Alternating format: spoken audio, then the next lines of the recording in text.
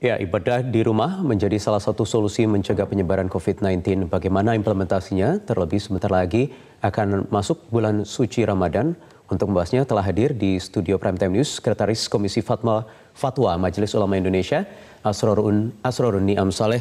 Selamat malam, Assalamualaikum, Mbak Niam. Assalamualaikum warahmatullahi wabarakatuh. Jadi bagaimana pertimbangannya termasuk dasar hukumnya soal sholat Jumat dulu nih? Ya. Boleh di rumah? Terima kasih. Jadi esensi fatwa nomor 14 tahun 2020 ini sebenarnya adalah untuk meneguhkan kontribusi keagamaan dalam penanggulangan wabah yang terjadi di Indonesia hari ini. Jangan sampai kemudian atas nama kegiatan keagamaan kemudian merugikan orang lain dan juga menyebabkan penyebaran terus meluas. Makanya Majelis Ulama Indonesia memiliki komitmen untuk memberikan kontribusi keagamaan. Nah, fatwa ini fokus kepada panduan pelaksanaan ibadah ketika terjadi wabah. Nah, ada kondisionalitas, jadi nggak bisa digebiah uyah ya. Kondisionalitas didasarkan kepada kondisi individu-individu. Kemudian yang kedua pada kawasan-kawasan. Makanya tidak bisa ini digeneralisir, harus dilihat. Yang pertama kalau sudah teridentifikasi dia terpapar virus, maka seseorang yang asalnya diwajibkan untuk sholat Jumat, maka dia tidak boleh sholat Jumat. Bukan hanya sekedar boleh tidak sholat Jumat, tetapi tidak boleh untuk kepentingan apa? Melindungi jamaah yang lain dari penularan. Yang wajib baginya adalah atau sekarang dalam dunia medis kita tidak tahu apakah kita mungkin sudah terpapar atau mungkin carrier yang sangat memungkinkan menyebarkan, menularkan ke orang lain juga. Justru itu yang pertama adalah ketika sudah positif, maka kewajibannya adalah mengisolasi diri, kemudian berobat dan tidak bergabung ke publik sehingga potensial untuk menularkan. Yang sehat sementara dia berada di dalam kawasan yang potensi penularannya tinggi atau sangat tinggi, maka untuk kepentingan keselamatan dirinya dia tidak boleh dan orang lain dia tidak boleh berbaur sehingga menyebabkan potensi penularannya lebih tinggi. Termasuk di Jakarta kalau begitu, karena Jakarta mayoritas paling tinggi. Untuk menentukan kawasan mana berada di zona merah, zona kuning, zona hijau, itu adalah lembaga yang berwenang. Nah, dalam konteks ini tentu adalah pemimpin pemerintahan yang punya otoritas itu. MUI melihat. Tapi kalau mengingat itu sekarang juga masih mandat. abu-abu, masih belum jelas warnanya, orang belum terinformasikan dengan baik mana yang paling tinggi, mana yang paling rentan, bagaimana menyikapinya? Tentu pihak otoritas yang menjadi referensi. Tidak pada individu-individu. Kalau individu-individu mengambil kesimpulan akan terjadi kepanikan dan itu juga menjadi salah satu. Atau mungkin MUI juga sudah bisa menagih lembaga terkait untuk bisa diberikan data setransparan mungkin mana wilayah-wilayah. Justru itu fatwa ini menjadi panduan bagi masyarakat khususnya umat Islam plus juga pemerintah untuk mengambil langkah-langkah termasuk juga langkah-langkah keagamaan. Tetapi ada yang lebih penting juga menjadi satu kesatuan pada kondisi orang yang sehat kemudian berada di kawasan yang potensi penyebarannya rendah. Kita ingat kawasan Indonesia begitu luas, yang sangat variatif. Nah, dalam posisi yang seperti ini kewajiban yang mengikat pada dirinya tetap seperti semula. Baik, kita tahan sebentar karena ini sudah mau menyambut bulan suci Ramadan. Bagaimana nanti dengan situasi di Ramadan yang kita sehari-hari ke masjid 5 waktu, terutama untuk ibadah tarawih. Kita akan lanjutkan lagi nanti saat lagi, usai jeda.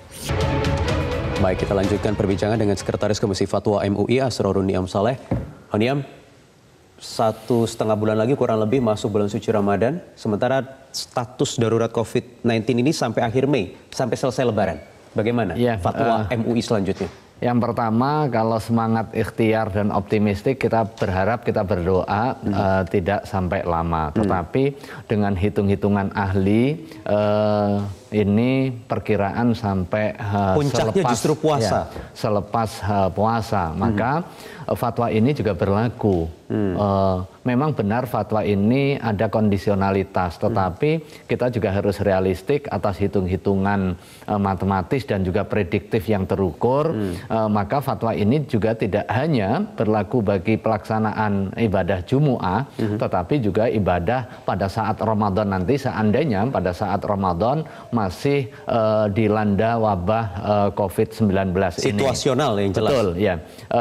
Kalau yang wajib saja itu bisa ditinggalkan untuk kepentingan perlindungan terhadap jiwa, terlebih hal-hal yang bersifat sunnah. Tetapi bukan berarti meninggalkan ibadah. Menggeser posisi dari yang asalnya di tempat kerumunan yang punya potensi besar untuk penularan ke rumah, ke tempat-tempat yang bersifat private yang meminimalisir terjadinya penularan secara lebih luas. Kuncinya di situ. Di dalam konteks hukum Islam, salah satu maqasid syariah, tujuan utama pensyariatan hukum itu adalah perlindungan jiwa.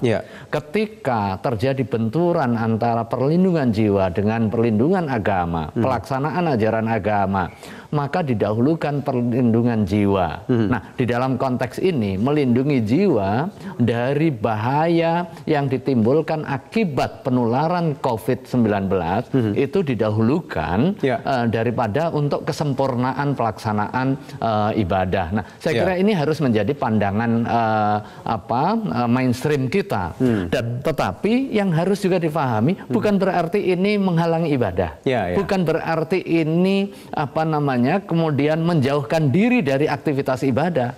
Tetap dianjurkan untuk berzikir, bertaubat, kemudian muhasabah, melakukan introspeksi, plus juga kunut nazilah, kita bermunajat kepada Allah Subhanahu wa taala, bersedekah. Ini bagian dari ikhtiar yang bersifat spiritual. Tentu dimensi kita ada dimensi material, ada dimensi spiritual. Nah, ikhtiar yang bersifat material, perilaku hidup sehat, kemudian menjauhi lokasi wabah sehingga tidak tertular, orang yang terkena wabah tidak kemudian membaur sehingga potensi menularkan kepada orang lain. Ini bagian dari ikhtiar yang harus ditempuh, sebagaimana juga kita menempuh ikhtiar yang bersifat spiritual. Tentu fatwa ini harus paralel juga dengan apa yang harus dilakukan oleh pemerintah dalam hal ini, mungkin dari gugus tugas untuk menyediakan informasi segamblang mungkin, setransparan mungkin agar publik, umat Islam juga khususnya dalam konteks ini bisa tahu apakah di wilayahnya ini memang masuk dalam kategori rawan dengan warna merah. Kalau kita lihat tetangga kita Singapura misalnya, ada akses khusus website yang bisa dipantau secara real time. Oh, ada di daerah ini yang berwarna merah, artinya memang tingkat pemaparannya tinggi. Tepat sekali, Mas MUI sudah berkoordinasi belum dengan pemerintah? Makanya fatwa ini kita buat kondisionalitasnya didasarkan kepada kondisi orang yang sakit dan yang tidak sakit, kemudian kawasan yang potensi penularannya tinggi, sangat tinggi, rendah. Nah, siapa yang jadi acuan? Tentu pemerintah. Makanya tentu kita berharap pemerintah secara proaktif menyediakan data yang bisa dijadikan panduan bagi masyarakat untuk melihat bahwa oh ini kawasan saya masuk merah, maka kemudian saya mengikatkan diri dengan diktum 4 Fatwa Majelis Ulama Indonesia, maka sholat Jumat ditiadakan. Oh ternyata daerah saya daerah hijau, maka kemudian tetap wajib melaksanakan sholat Jumat, tetapi dengan proteksi diri dan juga jamaah. Saya kira kita berharap dan semua saya kira juga memiliki komitmen yang sama untuk mempercayakan penanganan ini kepada pemerintah. Pada saat yang sama pemerintah proaktif menyampaikan data ini secara valid dan real time kepada masyarakat agar bisa jadi acuan. Baik, terima kasih Bang Niam atas waktunya di Prime Time News malam hari ini. Pemirsa, demikian juga tadi informasi yang menutup perjumpaan kita di Prime Time News. Saya Wahyu Wibowo pamit undur diri.